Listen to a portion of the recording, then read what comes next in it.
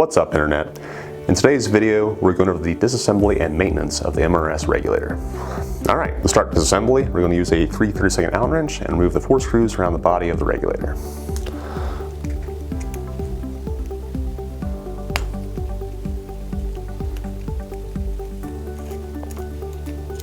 Once the screws are out, just remove the upper section from the input section and remove your tournament lock. Next, we're going to remove the dividing wall and piston from the upper assembly. So for that, just have to thump it on a hard surface with your hand. Now, if the piston does not come out with the dividing wall, you'll have to use pliers to reach in and grab the stem and extract the piston from the body. Now, the end of the piston is very sensitive, so you'll want to scratch it. I do recommend wrapping the end of the pliers in masking tape to act as a cushion and therefore not damage the stem.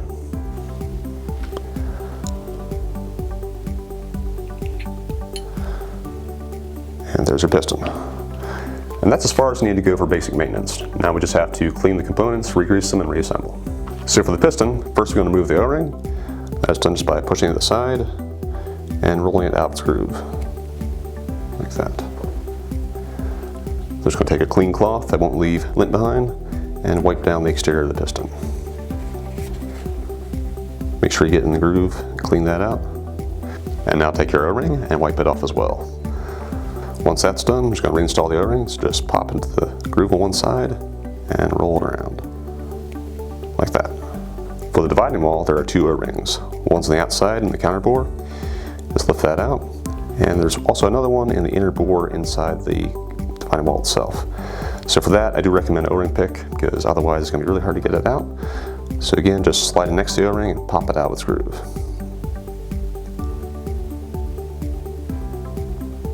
Just like that. Alright, now take a cloth, wipe it down.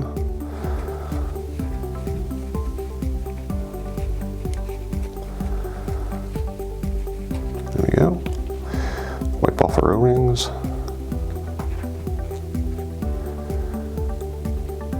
You can also wash off the O-rings with warm water and dish soap, but if you don't have that available, clean cloth works fine. To reinstall that inner O-ring, I do recommend tweezers, just to make it easier to pop it back into its groove, since it's kind of a tight area.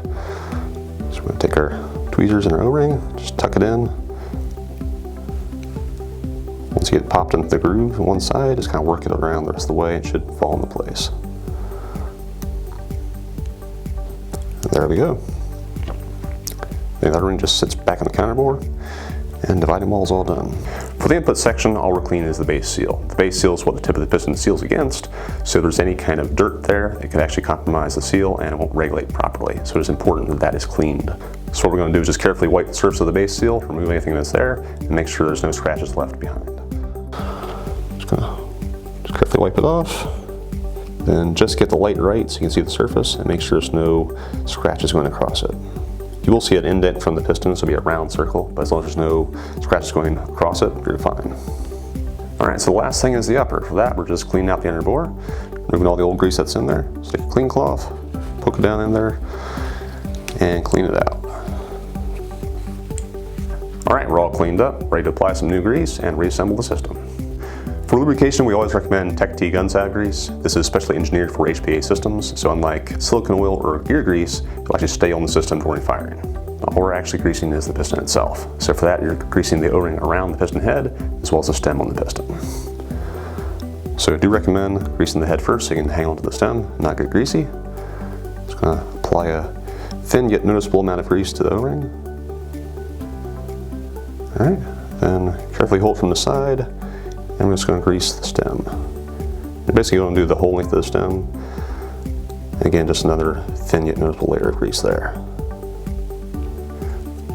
Alright. Then reassemble. Drop it into your upper section. And it's ready to go. Next, we're going to drop in our spring. Again, be careful of the tip of the piston. Don't drop it from 1 foot high and dent it, so just carefully drop it in there. Followed by your dividing wall. The dividing wall will go in with the counter bore facing out towards you, so that big O-ring will be looking at you. Alright, time for final reassembly here. For this, we're going to drop our tournament lock on. Now, the tournament lock is going to have a hole which is a vent hole, that should go above wherever your on-off knob is. So the bottom is actually ambidextrous. You can have it either for left hand or right hand in use. Normally we have it with the knob on the left and adjustment on the right, so you're holding it, adjust right hand, and look at the gauge if you're adjusting. But you can flip it around the other way if you're left-handed, so you can have it the other way. But whichever way you do it, make sure that vent hole is above the on-off knob. Drop this on. Vent hole facing left, same as the knob. Then just line up your screw holes and reinstall your screws.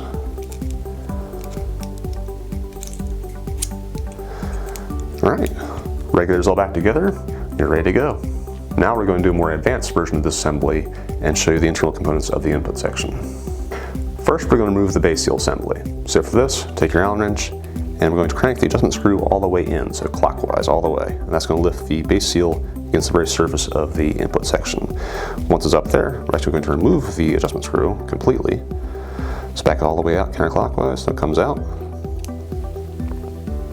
And then, in order to be able to grab the assembly, we're going to push in on the ball bearing that's underneath of it, and that'll lift it up a little bit further so you can grab it with your fingernails and pull it out. And underneath that, we're going to have the ball bearing and a little disc. After that, we're going to remove the tank pin and retainer ring. So we're going to screw the on-off knob in all the way to lift that pin up out of the bore. Take some pliers, I'm going to grab it, hold the end of the pin, and just pull straight out.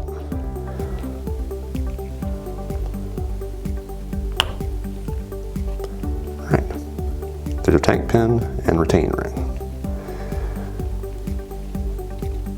And underneath that, there's going to be a ball bearing. Right now it's captured by the on-off valve, so if you turn the valve out a little bit, dump it out.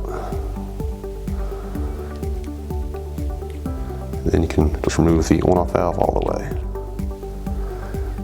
And there you go, completely disassembled.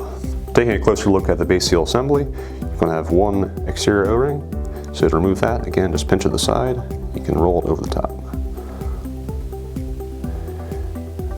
And inside the base is the base seal. The base seal should not have to be removed unless it is damaged, but to do so, you would insert a small Allen wrench into the hole involved the base and pop the base seal out the top. Now when you go to reinstall the base seal, you'll notice that it's contoured, so one end is wider than the other. You want to insert it so the narrower end goes in first. So just drop it in and press it down until it's flush against the top. And the O-ring, just drop it in one side of the groove and roll it around.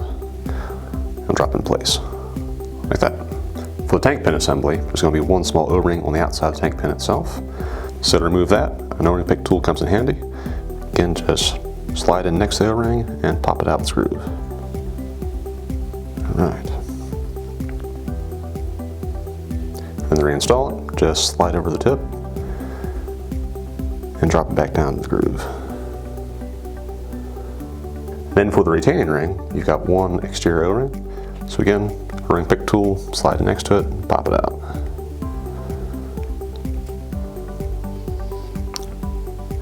Alright, then reassemble, just drop it in one side of the groove and roll it over.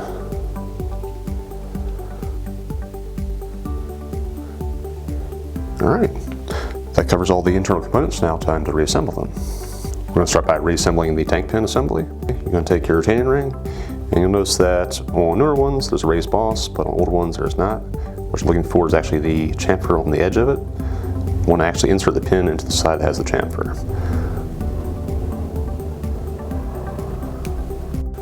So once that's done, take your ball bearing, the smaller one, and drop it down in the bore. And let it roll over towards the thread hole for the on-off valve. Then we're going to take our needle nose pliers, grab the tip of the tank pin. Notice this ramp on the bottom is angled. We'll have the angle facing towards that ball bearing. And then when you drop it in, it's just a press fit, so this O-ring is going to get squeezed in that counter bore, and it'll just hold it in place.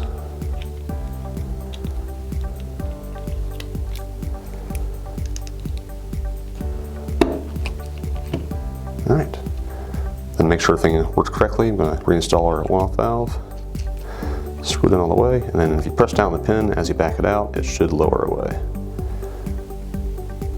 And we're good. For the base seal assembly, I'm going to start with the little disc. Notice the disc has a divot on one side, that should be facing down. On the top side, you will probably see a groove worn by the ball bearing, but that's nothing to worry about.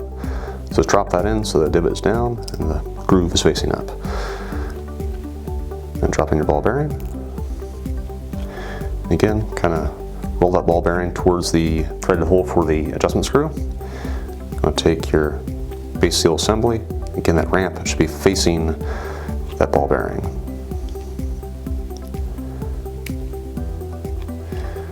Then take your adjustment screw, reinstall that. And again, it should be when you crank it down, the base seal should lift out of the input assembly until it's flush with the surface.